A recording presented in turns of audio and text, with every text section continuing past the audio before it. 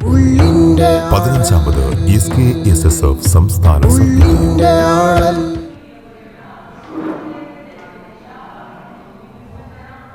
SKSSF സംസ്ഥാന കമ്മിറ്റികളിൽ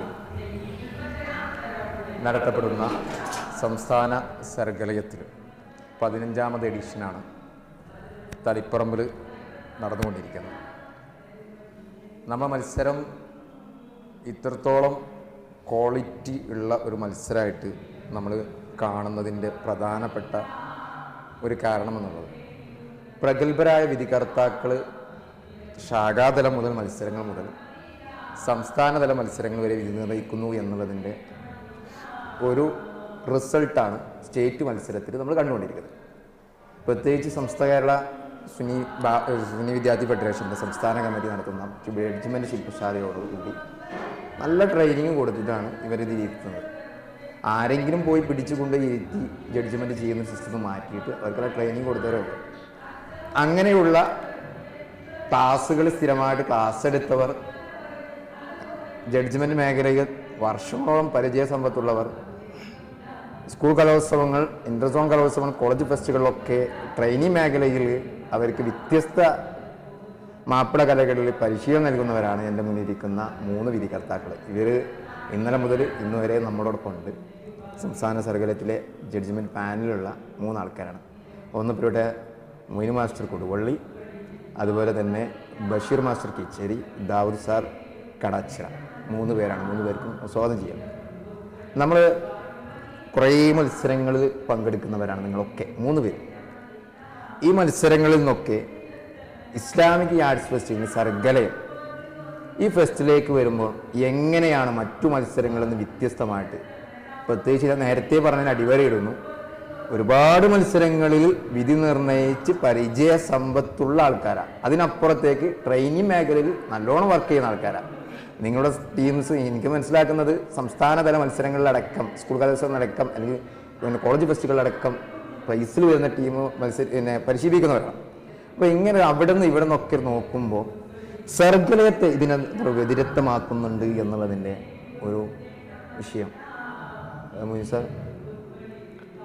സർഗലയം ശരിക്ക് school കലാമേളയൊക്കെ വെച്ച് നോക്കുമ്പോൾ ഒരുപാട് വ്യത്യസ്തമാണ്. അതിന് കുറേ കാരണങ്ങളുണ്ട്. സ്കൂൾ കലാമേളയാവട്ടെ അല്ലെങ്കിൽ യൂണിവേഴ്സിറ്റി തലങ്ങളൊക്കെ ആവട്ടെ, അതിനോടൊക്കെ കലയോട് അല്ലെങ്കിൽ നമ്മുടെ മാപ്പിള കലയോട് എത്രത്തോളം അവർ ആത്മാർത്ഥത പുലർത്തുന്നുണ്ട് എന്ന് ചോദിച്ചാൽ നമുക്ക് ചിലപ്പം 100% പറയാൻ പറ്റില്ല. തനിമയിൽ ഉൾക്കൊണ്ട് ഇപ്പോൾ നമ്മളിവിടെ ഗ്രൂപ്പ് മാപ്പിളപ്പാട്ട് മത്സരം കഴിഞ്ഞിട്ടാണ് ഇവിടെ വന്നിരിക്കുന്നത്.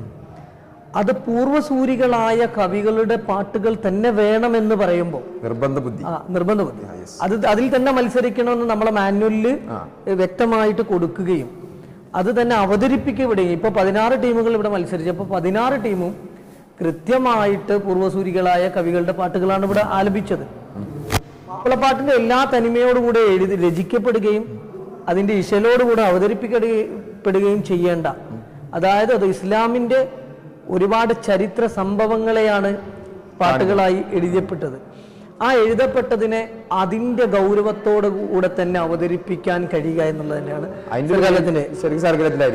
അതെ, അതിൽ ഏറ്റവും കൃത്യമായിട്ട് ഇത്രയും നിർബന്ധ ബുദ്ധിയോടുകൂടെ ചെയ്യുന്നത് സർഗലയത്തിൽ തന്നെ ആയിരിക്കും. അല്ലെങ്കിൽ ഡിസ്ക്വാളിഫൈ ആയി പോവുക എന്ന് തന്നെ കൃത്യമായിട്ട് പറയുന്നു. ഈ കാലഘട്ടത്തിൽ പ്രത്യേകിച്ച് പുതിയ രചയിതാക്കളുടെ രചനകൾ വരുന്നുണ്ട്, പക്ഷെ നമ്മളത് പ്രോത്സാഹിപ്പിക്കപ്പെടുന്നില്ല എന്നല്ല. അതിനും നമ്മൾ അതിന് മാർഗങ്ങൾ കണ്ടിട്ടുണ്ട്. പക്ഷെ ഈ പഴമ അല്ലെങ്കിൽ പാരമ്പര്യത്തെ നമ്മൾ മാറ്റി നിർത്തപ്പെടുന്നിടത്താണ് സർഗലയം വ്യതിരിക്തമാകുന്നത്, അല്ലെങ്കിൽ വ്യത്യസ്തമാകുന്നത് അല്ലേ. ഇവർക്ക് അവസരം കൊടുക്കും. മൊയ്ൻകുട്ടി വൈദ്യരുടെ നമ്മൾ മാറ്റി നിർത്തും, മൊയ്തു ഷുജായി, ഉണ്ണികൊണ്ട പ്രസാദ്, ഇങ്ങനെയുള്ള ഒരുപാട് ആൾക്കാർ നമ്മൾ മാറ്റി നിർത്തപ്പെടുമ്പോഴാണ് മറ്റു വേദികളിൽ നിന്ന് മാറ്റി നിർത്തുമ്പോൾ സർഗലയത്തിൽ അവർ അക്കോമഡേറ്റ് ചെയ്തിട്ട് 100% നമ്മൾ മാറ്റി നിർത്തപ്പെടുക പക്ഷെ പുതിയ രചനകൾക്ക് അങ്ങനെ പറയാൻ കഴിയില്ല അല്ലേ. പക്ഷെ 100% മാറ്റി നിർത്തപ്പെടുകയല്ല. പുതിയ രചയിതാക്കൾ വരുമ്പോൾ ആസ്വാദനത്തിന്റെ തലം മാറിയതുകൊണ്ടാണ്. പുതിയ തലത്തിലുള്ള അതിലെ മാധുര്യം, അതുപോലെ തന്നെ ഇശലുകൾ ചേർത്തിട്ട് 2-3 ഇശല് ചേർത്തിട്ട് പാട്ടുകൾ രചിക്കപ്പെടുന്നു. അതിന്റെ ആസ്വാദന തലവും അതുപോലെ റിസൾട്ട് തലവും മാറുമ്പോൾ ഉണ്ടാവുന്നതാണ്. അല്ലാതെ മാറ്റി നിർത്തപ്പെടുകയല്ല. തെരഞ്ഞെടുക്കുന്നതിൽ മാറ്റങ്ങൾ വരിക. അവിടെ അങ്ങനെ മാറിപ്പോവാൻ നമ്മുടെ ഈ കവികളൊക്കെ അല്ലെങ്കിൽ പിന്നെ എല്ലാ മാപ്പിളപ്പാട്ടിൻ്റെ എല്ലാ നിയമങ്ങളോട് എഴുതപ്പെട്ട ചില മാപ്പിളപ്പാട്ടുകളൊക്കെ മാറി നിൽക്കുന്ന ആ സമയത്ത് ആ കാലഘട്ടത്തിലാണ് എന്ത് ചെയ്യുന്നത് നമ്മൾ വീണ്ടും അതിനെ കൊണ്ടുവരുന്നത്. ഇപ്പോൾ നമ്മൾ കുറേ മത്സരങ്ങളിൽ വിധി നിർണ്ണയിക്കുന്ന ആൾക്കാരാണ്. പ്രത്യേകിച്ച് ഈ ഇപ്പോൾ 15ാമത് എഡിഷനാണ് സർഗലയം നടക്കുന്നത്. കുറേ കാലങ്ങളായി സർഗലയത്തിൻ്റെ വിധി നിർണ്ണയ പാനലുള്ള ആൾക്കാരാണ് ബഷീർ മാഷ്. നല്ല സീനിയർ, നമ്മുടെ ഇടയിൽ തന്നെ ഏറ്റവും വലിയ സീനിയറാണ് നമ്മളെ സീനിയർ. അപ്പോൾ സാറിൻ്റെ ഒരു വിലയിരുത്തലുണ്ടാവും സ്വാഭാവികമായിട്ടും. ഇപ്പം ഇന്നലെ അബ്ബാസ് കൊണ്ടോട്ടിയിൽ സാറ് വന്ന ഉടൻ തന്നെ എന്നോട് പറഞ്ഞൊരു കാര്യമുണ്ട്, ഇത് പലരുടെയും കുത്തകയായിരുന്നു ഈ കലാമേള എന്നുള്ളത്, അതിപ്പോൾ നിങ്ങൾ പിടിച്ചടക്കിയെന്നുള്ളത്. SKS പിടിച്ചടക്കി എന്നുള്ളൊരു സാധനം പറഞ്ഞത് അത് തന്നെ ആയിരിക്കും അല്ലേ നിങ്ങളെ? സാർ പറഞ്ഞത് ഇതുവരെ പറഞ്ഞ് അതുകൊണ്ടാണ് പറയാൻ തുടങ്ങുന്നത്. അതായത് നിങ്ങൾ പറഞ്ഞ പോലെ 29 വർഷത്തോളം എനിക്ക് രംഗത്ത് സേവനം ചെയ്യുന്ന ഒരു പരിചയമുണ്ട്. പ്രത്യേകിച്ചും മാപ്പിളക്കരകൾ, മാപ്പിള ഗാനങ്ങൾ, അങ്ങനെയുള്ള അത്യാവശ്യം രചയിതാവും ഏതായാലും ഈ തവണ തന്നെ നമ്മുടെ 2-3 ജില്ല, പാലക്കാട്, അതുപോലെ തന്നെ കോഴിക്കോട്, മലപ്പുറം സ്കൂൾ കലോത്സവത്തിന് വിധികർത്താവായി സേവനം ചെയ്തു. അതുപോലെ തന്നെ CBS സ്റ്റേറ്റും MES സ്റ്റേറ്റും. ഇതൊക്കെ സാറ് പറഞ്ഞ പോലെ അതിൻ്റെ മൂല്യങ്ങൾ ഉൾക്കൊള്ളുന്നുണ്ട്, അതിൻ്റെ തനിമ നിലനിർത്തുന്നുണ്ട്. പക്ഷേ അതിൽ നിന്ന് വ്യത്യസ്തമായിട്ട് സർഗലയം കൊണ്ടുവരുന്നത് അതൊരു ധാർമ്മിക മൂല്യങ്ങൾ ഉൾക്കൊണ്ട് ഒരു ഇസ്ലാമികമായ ഒരു മത്സരം കൂടി വരുമ്പോൾ ഇതിനൊരു ഉദ്ദേശശുദ്ധിയും കൂടിയുണ്ട്. ഭാവി തലമുറകൾക്ക് അത് അവരുടെ സർഗശേഷി വളരുവാൻ ഏറ്റവും കൂടുതൽ ദീർഘമാണ്, അല്ലെങ്കിൽ ഏറ്റവും കൂടുതൽ പ്രേരണ നൽകുന്നത് തീർച്ചയായും ഈ ഒരു കാലഘട്ടത്തിൽ സർഗലയം എന്ന് പറയേണ്ടി വരും.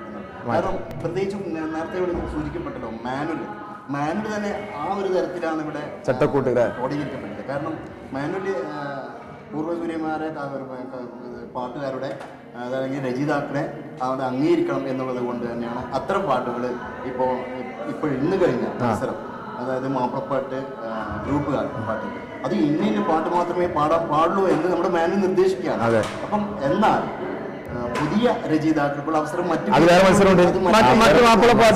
ഒരു മത്സരം അതായത് പുതിയ ആൾക്ക് ഇതേ തരത്തിൽ ഇതേ മൂല്യങ്ങൾ ഉൾക്കൊണ്ടുകൊണ്ട്, അതായത് കമ്പി, കഴുത്ത്, വാർക്കമ്പി എന്നിങ്ങനെയുള്ള പ്രാസത്തില് നമ്മളെല്ലാവരും ഈക്വലായി കാണുന്നു എന്നുള്ളതാണ് അതിൽ ഏറ്റവും രസകരമായ സംഭവം. വളരെ രസകരമായ ഒരു സംഭവം ഇതിനകത്ത് എടുത്തു പറയപ്പെടേണ്ട വിഷയമാണ്. ഇവിടെ മത്സരിക്കുന്ന ആളുകൾ തന്നെ രചിക്കുകയും അവർ തന്നെ ആലാപനം നടത്തുകയും ചെയ്യുന്നുണ്ട്. പുതിയ രചയിതാക്കളെ പരമാവധി പ്രോത്സാഹിപ്പിക്കപ്പെടുന്നു. സകലം ഉദ്ദേശിക്കുന്നത് തന്നെ പുതിയ ആൾക്കാരെ വാർത്തെടുക്കുക എന്നുള്ളതാണ്. അപ്പൊ രചയിതാക്കൾ വളർന്നു വരേണ്ടിയിരിക്കുന്നു. അതുകൊണ്ട് തന്നെയാണ് അവർക്ക് ഇത്തരം ചാൻസുകൾ നൽകിയിട്ടുള്ളത്. പിന്നെ എനിക്ക് തോന്നുന്നത്, എനിക്ക് ഏറ്റവും ഇഷ്ടപ്പെട്ടു തോന്നിയത്, ഞാൻ ജില്ലാതലത്തിലൊക്കെ ഈ ഒരു ആസ്വാദകരായി പോയിരുന്നു ഭക്തിഗീതല്ലേ. അത് ഇപ്രാവശ്യത്തെ മത്സരത്തിലെ ഒരു പ്രധാന അത് വേറൊന്നും കൂടി ഉണ്ട്. ഇപ്പൊ നമ്മൾ സൂഫി സംഗീതം എന്ന് പറഞ്ഞിട്ട് കുറേ മത്സരങ്ങൾ നടക്കുന്നുണ്ട്. അത് പ്രധാനമായിട്ടും ഷിയ ആശയം ഉൾക്കൊള്ളുന്ന, സാറിന് മനസ്സിലാക്കാൻ പറ്റും, കുറേ സാധനം വരുന്നുണ്ട്. അതിനൊരു വിഭിന്നം, അതിനൊരു മാറ്റം കൊണ്ടുവന്നതാണ് ഭക്തിഗീത്. പിന്നെ തന്നെ നമ്മൾ എതിർക്കപ്പെട്ട ത്വരീക്കത്തുകളുമായി ബന്ധപ്പെട്ട ആൾക്കാരെ വളരെ അത്യാവശ്യം പ്രസക്തമായ സാധനം. അതെ. അപ്പൊ അങ്ങനെ ഭക്തിഗീത് മനസ്സിലാവുക. ഈ ഭക്തിഗീത് മത്സരത്തിൽ നമുക്ക് ഒരു ഈരടി അല്ലെങ്കിൽ ഒരു പാട്ട് കേട്ടാൽ തന്നെ ചിലപ്പോൾ നമ്മുടെ മനസ്സ് മൊത്തം അങ്ങ് മാറിപ്പോകും. ചിലപ്പോൾ ഉമറുല്ലാഹുവിനും സംഭവിച്ച അങ്ങനെയാണല്ലോ. ഉമറുല്ലാഹുവിനും റസൂലിനെ കൊല്ലാൻ എടുത്ത് പോകുമ്പോൾ ആ ഖുർആന്റെ ആ ഒരു താളലയത്തിൽ കൂടി ഇങ്ങനെ മനസ്സ് മാറുന്ന ഒരു രംഗമുണ്ടല്ലോ. അതുപോലെ ആ ഒരു ആസ്വാദന സ്ഥലത്ത് നമ്മൾ പോയിരുന്നാൽ അത് ആസ്വദിക്കുമ്പോൾ ആ ഒരു വരി കേട്ടാൽ ചിലപ്പോൾ ഒരാളെങ്കിലും ആ ഒരു തലത്തിലേക്ക് ചിന്തിക്കുകയാണെങ്കിൽ സർഗലയം എന്നാണ് ഉദ്ദേശിച്ചത്. ഫുൾ സമയം ചിന്തിക്കണം എന്നല്ല, ഈ പാട്ട് കഴിയുന്നത് വരെയെങ്കിലും സ്വാധീനിക്കാൻ പറ്റുന്നത്. മലപ്പുറത്തും കോഴിക്കോടും ഒക്കെ ഭക്തിഗീതന് ഞാൻ വിധികർത്താവായിട്ട് എത്തിയ ആളാണ്. അപ്പം ഞങ്ങൾക്ക് ശരിക്കും പറഞ്ഞാൽ സാർ പറഞ്ഞ പോലെ ഏറ്റവും നമ്മളെ വല്ലാതെ ആകർഷിക്കുക, അത് ഞങ്ങൾ വല്ലാതെ ആസ്വദിക്കുകയും കൂടി ചെയ്യുന്നുണ്ടായിരുന്നു. ആ തലത്തിലേക്ക് ഒരു നിമിഷമെങ്കിലും നമ്മുടെ ചിന്തയെ എത്തിക്കാൻ അതിന് കഴിഞ്ഞില്ല. അതിൻ്റെ പിന്നണിയിൽ ആരാണ് പ്രവർത്തിച്ചത് അവരെ തീർച്ചയായിട്ടും നമ്മൾ മുത്തകണ്ട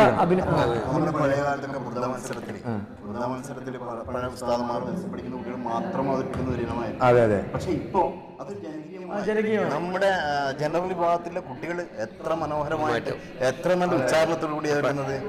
വളരെ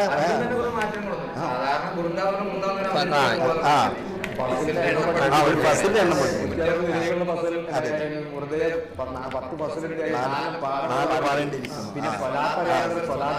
സ്വലാത്ത്, അതുപോലെ പ്രാർത്ഥന, ഇതിന്റെ വരികളൊക്കെ ഇൻക്ലൂഡ് ചെയ്തിരിക്കണം എന്നൊക്കെ നിർദ്ദേശിക്കുകയാണ്. ഏറ്റവും കൂടുതൽ മാനുവലാണ് ഈ തവണ. മാനുവൽ നല്ല പരിപാടി. ഒറ്റ കാര്യം കൂടെ പറയട്ടെ, ഇതിലേക്ക് കൂട്ടിച്ചേർക്കേണ്ട സംഗതിയാണ്. ഒരുപാട് വഴിതെറ്റി പോകുന്ന കുട്ടികളെ ചേർത്ത് നിർത്താൻ സർവകലാശാലയിൽ കൃത്യമായിട്ട്, അതായത് മറ്റു വഴികളിലേക്ക് പോകുന്നത് കൊണ്ടാണ് എന്ത് ചെയ്യുന്നത്, പിന്നെന്താ അവിടെ ഒന്നും എന്തില്ല, ദീനില്ല. ദീനിന്റെ കൂടെ കലയെ നിലനിർത്തിക്കൊണ്ട് ആ കുട്ടികൾ ഇതിലേക്ക് അടുപ്പിക്കാൻ ശ്രമിച്ചു എന്നുള്ളത് സർവകലാശാല തീർച്ചയായിട്ടും അഭിനന്ദിക്കുക. അതുപോലെ തന്നെ ഒരു കാലത്ത് ഏതെങ്കിലും സ്കൂളിന്റെ അല്ല ഒരു വീടിന്റെ മുറ്റത്ത്, മദ്രസയുടെ മുറ്റത്ത് ഒരു കുഞ്ഞു ഓഡിറ്റോറിയത്തിൽ ഒതുങ്ങിയിരുന്നത് ഈ കണ്ട ഇത്രയും വലിയൊരു വൈബ് ചിലപ്പോൾ നമുക്ക് സംസ്ഥാന കലാമേളയ്ക്ക് പോലും ഇല്ല.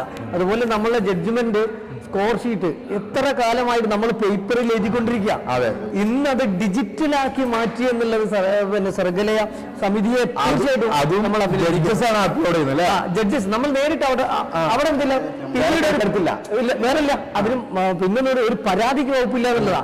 തിരുത്തൽ നടന്നു അവിടെ. ഇത് അവിടുന്ന് നമ്മൾ എഴുന്നേൽക്കുന്നതിന് മുമ്പ് ഇത് അപ്ലോഡ് ചെയ്ത് കഴിഞ്ഞു. അപ്ലോഡ് ചെയ്യുമ്പോൾ തന്നെ എന്ത് ചെയ്തില്ല, അവിടെ പോയിട്ട് തിരുത്തി മാറ്റി തിരുത്തി എന്നൊന്നും പറയാനില്ല. എപ്പോഴും ഉണ്ട് ഈ കലാമേളയിൽ എപ്പോഴും കച്ചറകൾ അപ്ഡേറ്റഡ് ആണ്, അപ്പുറത്തേക്ക് അത് മുന്നിൽ കണ്ട് ഇത് ചെയ്തത് ശരിക്കും പറഞ്ഞാല് കേരളത്തിന്റെ കലോത്സവ ചരിത്രത്തിൽ ആദ്യത്തെ ടീം സർവകലാശാല. ഇതിനെ മാതൃകയാക്കുന്നവരുണ്ടാവും ഇനി. അല്ല അതാണല്ലോ ആവശ്യം, സമൂഹത്തെ ഏറ്റെടുക്കുക. ദാവു സാറുണ്ട്. ദാവു സാറ് നമ്മുടെ സർവകലാശാലത്തിൽ കഴിഞ്ഞ പ്രാവശ്യം മുതൽ നമ്മൾ സർവകലാശാലത്തിൽ കഴിഞ്ഞ പ്രാവശ്യം സ്വാഭാവികമായിട്ടും നമ്മൾ കഴിഞ്ഞ സർവകലാശാലത്തിലാണ് സാറിന്റെ പ്രധാനപ്പെട്ട ഇഷ്ടവിഷയമായ അല്ലെങ്കിൽ ദഫ്മുട്ട് നമ്മൾ സർവകലാശാലത്തിൽ വരുന്നത്. ആ സമയത്ത് തന്നെ തൃശ്ശൂർ നിങ്ങൾ സ്റ്റേറ്റ് ജഡ്ജ്മെന്റ് പാനലിൽ ഇരുന്നിട്ടുണ്ട്. അതല്ല പിന്നെ ഇത് ഞാൻ പറയുന്നത് ഇവിടെ സ്കൂൾ കലോത്സവത്തിൽ നിങ്ങളുടെ മത്സരങ്ങൾ സ്ഥിരമായ ടീം പ്രൈസ് അടിക്കാറുണ്ട്, അങ്ങനെ തന്നെയല്ലേ? ഉണ്ടാവാറുണ്ട്. കോളേജ് ഫെസ്റ്റുകളിലും അടിക്കുന്നവരാണ്. CBSE സ്കൂൾ കലോത്സവത്തിൽ നിങ്ങൾ പ്രൈസ് അടിക്കുന്നത് വലിയൊരു പ്രതിഭയാണ്. അപ്പം ആ മത്സരങ്ങളിലൊക്കെ നിങ്ങൾ വിധി നിർണയത്തിനും ചിലവർ ഇരിക്കാറുണ്ട്. നിങ്ങളുടെ കുട്ടികളില്ലാത്ത മേഖലകളിൽ ജില്ലകളൊക്കെ ഉണ്ടാവാറുണ്ട്. അവിടെ നിന്നൊക്കെ ഈ മത്സരത്തിൽ പ്രത്യേകിച്ച് സർവകലാശാലയിൽ വളരെ ജനകീയമായ സാധനമായിട്ട് വരുന്ന ഒരു മത്സരമാണ് ദഫ്മുട്ട്. അതെങ്ങനെയെങ്കിലും നോക്കി കാണുന്നത് മറ്റു മത്സരങ്ങളിൽ നിന്ന്, മറ്റു ഞാൻ പറഞ്ഞത് സ്കൂൾ കലോത്സവത്തിൽ നിന്നും ഈ കോളേജ് ഫെസ്റ്റുകളിൽ നിന്നൊക്കെ അപ്പുറത്തേക്ക് സർവകലാശാലയിൽ കയറുന്ന മത്സരത്തെ എങ്ങനെ കാണുന്നത്?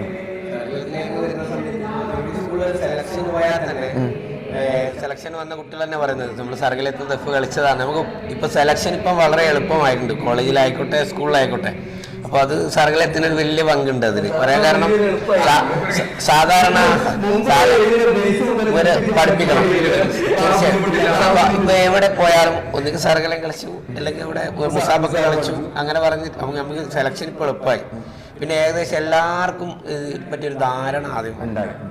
പണ്ടിപ്പോൾ അതിങ്ങനെ കളിച്ചു പോകാന്നല്ലാണ്ട് മീഡിയാസ് ഒന്നും ഇത് ഏറ്റെടുത്തിട്ടില്ല. ഇപ്പൊ യൂട്യൂബായി ഈ കലയെ പറ്റി ഒരു ഇൻസ്റ്റാഗ്രാമിൽ കുറെ നമ്മളാണ് ശരി കൊണ്ടെടുക്കുന്നത്, നമ്മളെ പാരമ്പര്യമായിട്ട് കൊണ്ടുവരുന്ന സാധനം പിന്നെ നമ്മൾ പിന്നെ അന്യമായ പിന്നെ രണ്ടാമത് കൊണ്ടുവരുന്നത്. അതിപ്പോ ദഫ്കളീനെ പറഞ്ഞു. ഇപ്പൊ ദഫ്കളി ഈ സമയത്ത് നമ്മൾ സ്റ്റേറ്റിൽ ഫസ്റ്റ് അടിച്ചത് ആലപ്പുഴ സമയത്ത് അത് ഓരോ ഡിസ്ട്രിക്റ്റിൽ നിന്ന് ഓരോ ലെവൽസ്. ഇപ്പൊ മലപ്പുറം എന്നൊരു സ്റ്റൈല്, കണ്ണൂർ എന്ന സ്റ്റൈൽ, അതൊക്കെ അങ്ങനെ ആയതുകൊണ്ടാണ് ദഫ്കളി മാറ്റി സർവകലാശാലയിലേക്ക് ദഫ്മുട്ട് വന്നത്. ദഫ്മുട്ട് ചിട്ടയായ ഒരു 5 മുട്ട് 8 മുട്ട് കോരിമുട്ട് അതേപോലെ വാദ്യവാദനം ബൈത്ത് അങ്ങനെ ഒരു കറക്റ്റ് ലിഖിതമായ ഒരു മാനുവൽ ഉണ്ട്. ആ മാനുവൽ അടിസ്ഥാനത്തിൽ മാത്രമാണ് ഇപ്പോൾ ദഫ്മുട്ട് മത്സരം വിലയിരുത്തുന്നത്. ഏത് ടീമിനും ഈ ക്രൈറ്റീരിയ വെച്ചിട്ട് മാത്രമേ ഇതിനെ നേടാൻ പറ്റൂ. എല്ലാവരും ഇത് വെച്ചിട്ട് തന്നെയാണ് ഐറ്റം കൊണ്ടുവരുന്നതും. അപ്പോൾ ജഡ്ജസിനും ഒരു ബുദ്ധിമുട്ടില്ല. മറ്റേ ദഫ്കളി ആയിക്കോട്ടെ ഇപ്പോൾ ഏത് സ്റ്റൈലിനെ മാർക്കിടുന്നത്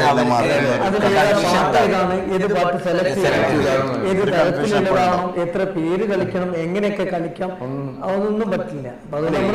നമ്മള് ശരിക്കും അതിനെ മാറ്റി നിർത്തപ്പോൾ ഞാൻ പറഞ്ഞ അതിനെ മാറ്റി നിർത്തുന്ന അഭിപ്രായക്കാരാണ്. അത് മാറ്റി ഇതിനെ നമ്മൾ മുന്നോട്ട് കൊണ്ടുപോകാൻ അല്ല ആ കാര്യത്തിൽ കൃത്യമായിട്ട് നമ്മളിവിടെ എടുത്തു പറയേണ്ടതാണ് നമ്മുടെ സുലൈമാൻ ഉസ്താദ് ഉഗ്രപുരം. അദ്ദേഹവും ശരിക്കും നമ്മുടെ കൊടുവിലെ അഷ്റഫ് സാറൊക്കെയാണ് ഈ ദഫിനെ മാറ്റണം എന്നുള്ള ശക്തമായിട്ട് നമ്മുടെ നേതൃത്വം നമ്മുടെ മാനുവലിന്റെ ശില്പി എന്ന് വേണമെങ്കിൽ പറയാം. അവർ രണ്ടുപേരും എനിക്ക് തോന്നുന്നു സുലൈമാൻ ഉസ്താദ് തോന്നുന്നു ഇതിന്റെ ഒരു ശില്പി എന്ന് പറയാൻ പറ്റുകയാണ്. പിന്നെ സുലൈമാൻ ഉസ്താദ് ഒന്നും പറയാതെ നമുക്കിത് മുന്നോട്ട് കൊണ്ട് ഈ ചർച്ച കൊണ്ടാൻ പറ്റില്ല. ഈ സർഗലയത്തിന്റെ ഈ ഒരു രൂപത്തിലേക്ക് എത്തിച്ചതിൽ അതെ, വലിയൊരു 2-3 പ്രാവശ്യം ഇതിന്റെ കൺവീനർ സ്ഥാനത്ത് ഇതിന്റെ ഇത്രത്തോളം അപ്ഡേഷൻ വന്നത് ഒരുപാട് റിസ്ക് എടുത്തില്ല. ഇപ്പൊ തന്നെ ഇവിടെ ഈ സ്റ്റേറ്റ് നടക്കുമ്പോൾ ഞാൻ മനസ്സിലാക്കുന്നത് എനിക്കൊന്ന് ഒരാഴ്ച മുന്നേ ഇവിടെ വന്ന് താമസിക്കുന്നത്. അതെ അതെ ഒന്നത് അതിന്റെ സ്റ്റേജ് ആയിക്കോട്ടെ, അതിന്റെ അല്ല നമുക്ക് തന്നെ അറിയാം, നമ്മൾ പല രീതികൾ നമ്മൾ ഒരുമിച്ചിരിക്കും, അവരോട് ഒരുമിച്ചിരിക്കുമ്പോൾ ഓന്റെ അവർ ശ്രീമസ്താദിന്റെ ചർച്ചകൾ പോകുന്നത് സംസ്ഥാന സർഗലയം അല്ലെങ്കിൽ സർഗലയം ഇതിൽ എന്ത് വ്യത്യസ്തത കൊണ്ടുവരുന്നത്. ഭക്തിഗീതിന്റെ ചർച്ച കുറെ കാലം ഇപ്പൊ തന്നെ പറയുന്നുണ്ട് ഇനി പാട്ട് കൊടുക്കും, മാപ്പിളപ്പാട്ട് എങ്ങനെ ഇനി പിന്നെ നേരത്തെ പഠിക്കുക, അപ്പൊ കുറച്ച് പാട്ടുകൾ കൊടുത്ത് പാടിപ്പിക്കുന്ന സിസ്റ്റം ചെയ്യാൻ പറ്റും. ഈ പാട്ടുകളുടെ വിഷയം പറഞ്ഞാൽ നേരത്തെ പഠിച്ചൊരു സാധനമായിരിക്കും. പ്രസംഗ മത്സരം അങ്ങനെയല്ലല്ലോ, അപ്പൊ വിഷയം കൊടുക്കുന്നത്. അപ്പൊ ഇതിലൊരു മാറ്റം കൊണ്ടുവരാൻ ചർച്ചകൾ നടന്നോളൂ. ഏതായാലും അവിടെ പെട്ടു. ഏതായാലും നമ്മൾ അവസാനിപ്പിക്കാൻ പോവാണ്. മത്സരങ്ങൾ ഇനിയും നടന്നുകൊണ്ടിരിക്കുകയാണ്. പിന്നെ ദഫ് മേഖലയിൽ നല്ല വർക്ക് ചെയ്യുന്നത് 2 ബൈത്ത് പാടിയാൽ പാടുന്ന ഒരാളാണ് ജഡ്ജ്മെന്റ് ഒക്കെ ഇരിക്കുമ്പോൾ. ആ ബൈത്തോടു കൂടി നമുക്ക് അവസാനിപ്പിക്കാം. അല്ലാഹു അല്ലാഹ് അല്ലാഹ് അല്ലാഹു അല്ലാഹ് സയ്യിദി അഹ്മദുൽ കബീറുരി ഫായി അശ്റഖൽ ബദ്റു അലൈനാ فاختفت منه البدور مثل حسنك ما رأينا قط يا وجه سروري.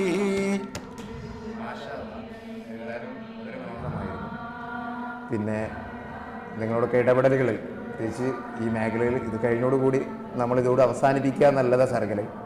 നേരത്തെ മാഷ് പറഞ്ഞ പോലെ ഇനി അങ്ങോട്ടുള്ള റിസൾട്ടാണ് നമ്മുടെ മുന്നിലുള്ള കുട്ടികളുടെ യാത്രയുടെ ഒരു ഊർജം. അതിനൊക്കെ നിങ്ങളോട് പിന്തുണ ഉണ്ടാവുക എന്നുള്ളതാണ് നമുക്ക് ആവശ്യം. ഇൻഷാ അല്ലാഹു അനുഗ്രഹിക്കട്ടെ. ആമീൻ. അസ്സലാമു അലൈക്കും.